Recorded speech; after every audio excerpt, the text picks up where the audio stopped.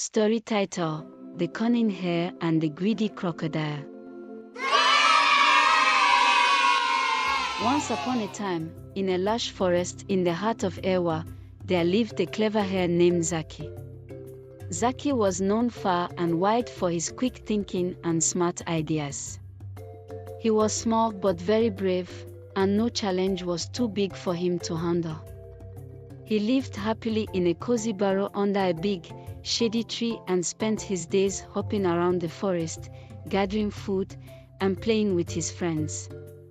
One sunny day, as Zaki was hopping along the riverbank, he noticed something unusual.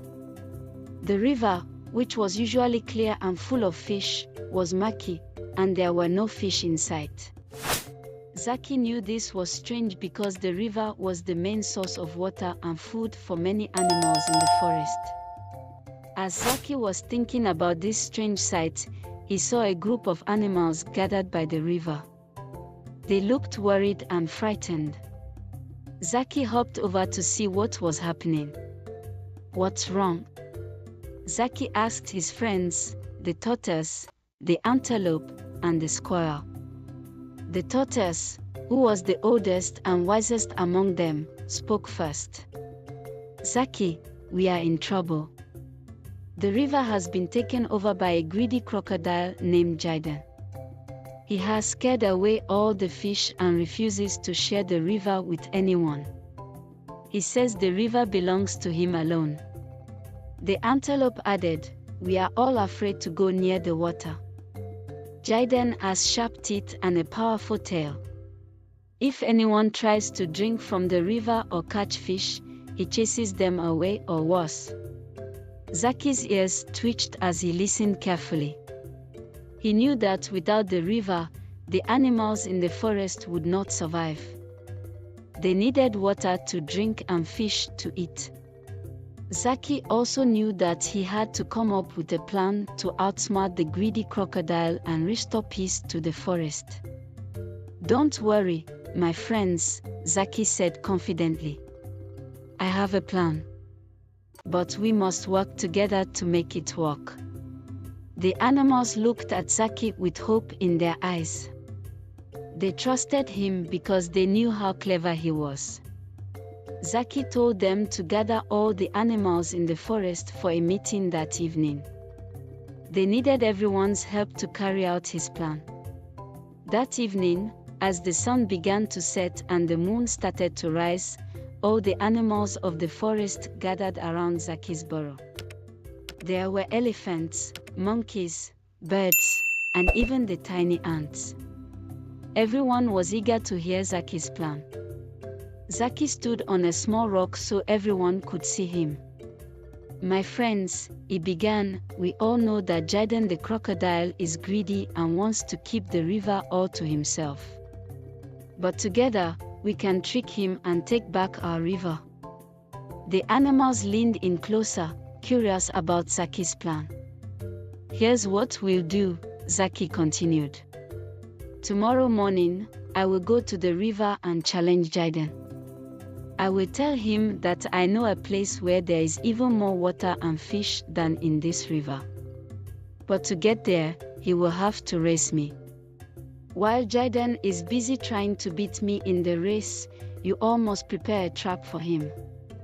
We will lead him away from the river, and once he's far enough, we will trap him so he can't come back." The animals whispered among themselves, impressed by Zaki's clever plan. But the elephant, who was always cautious, raised his trunk and asked, "Zaki, what if Jaden catches you? He is very fast in the water."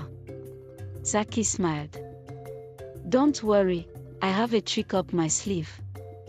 Jaden may be fast in the water, but on land, he is slow and clumsy. I will lead him on land, where he won't be able to catch me." The animals agreed to the plan and promised to help in any way they could. They spent the rest of the night preparing for the next day. They gathered strong vines to use as ropes and dug a deep pit covered with leaves and branches to trap Jaden. The next morning, Zaki woke up early and hopped over to the river. There he saw Jaden the crocodile sunning himself on a large rock in the middle of the river. Jaden was big and fierce-looking, with a mouth full of sharp teeth. "Good morning, Jaden," Zaki called out cheerfully. Jaden opened one eye and looked at Zaki suspiciously. "What do you want, little hare? Are you here to beg for some fish?" "Well, you won't get any. This river is mine, and so are all the fish in it."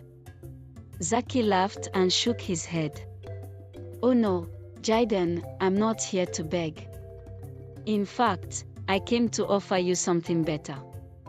I know of a place that has much more water and many more fish than this river. But I bet you can't get there faster than me." Jaden, who was very proud and always thought he was the best at everything, was immediately interested. "More water and more fish, you say? Huh. I can beat you to that place with my eyes closed." Zaki pretended to be worried. "Well, if you think you're faster than me, let's have a race. But remember, we must race on land, so it's fair. The first one to reach the place wins." Jaden was so eager to prove his speed that he agreed without thinking twice. "All right, little hare. Let's race. And when I win, I'll take all the fish for myself." Zaki led Jaden to the starting point, which was a clearing near the riverbank. The other animals, who were hiding nearby, watched carefully as the race was about to begin. "On your mark, get set, go," Zaki shouted, and the race began. Zaki took off like a flash, hopping quickly over rocks and roots. Jaden, however, was slow and struggled to keep up. His big, heavy body was not meant for running on land, and he soon started to fall behind. But Jaden was determined not to lose. He pushed himself to go faster, snapping his jaws in frustration. Zaki, seeing that Jaden was getting tired, slowed down just enough to keep Jaden close but not too close. As they neared the trap, Zaki suddenly sped up and leaped over the pit that the animals had dug. Jaden, too focused on catching Zaki, didn't notice the pit. He ran right into it and fell with a loud thud. The animals quickly sprang into action. They pulled the ropes they had made from the vines and threw them over Jaden, tying him up so he couldn't escape. Jaden thrashed around angrily, but he was trapped. Zaki hopped to the edge of the pit and looked down at Jaden. "You see, Jaden, greed and selfishness have gotten you into trouble. This river doesn't belong to you alone. It's for all of us to share. If you had been willing to share, you wouldn't be in this mess." Jaden realized that he had been outsmarted by the clever hare. He knew that he was trapped and that the animals had won. He lowered his head in shame. "Zaki, you're right," Jaden said quietly. "I was wrong to be so greedy. I promise, if you let me go, I will leave this river and never return. I will find another place to live and never be selfish again." Zaki and the other animals thought about Jaden's promise. They knew they couldn't keep him trapped forever, but they also wanted to make sure he wouldn't cause any more trouble. Finally, the tortoise, who was wise and had seen many things in his long life, spoke up. "Jaden, we will let you go, but only if you swear to keep your promise. If you ever break it, we will find you, and you will never be welcome in this forest again." Jaden nodded, agreeing to the terms. The animals untied him and helped him climb out of the pit. Jaden, now humbled and grateful, thanked the animals for their mercy. He slithered away from the forest, disappearing into the distance. The animals cheered and celebrated their victory. The river was once again free for everyone to use, and the fish returned to the waters. Zaki, the cunning hare, was praised as a hero for his clever plan and bravery. From that day on, the animals lived peacefully, sharing the river and its resources. They never forgot the lesson they had learned, that greed and selfishness bring trouble, but sharing and kindness bring happiness to everyone. As for Zaki, he continued to live happily in his cozy burrow, always ready to help his friends with his quick thinking and clever ideas. Moral of the story ***.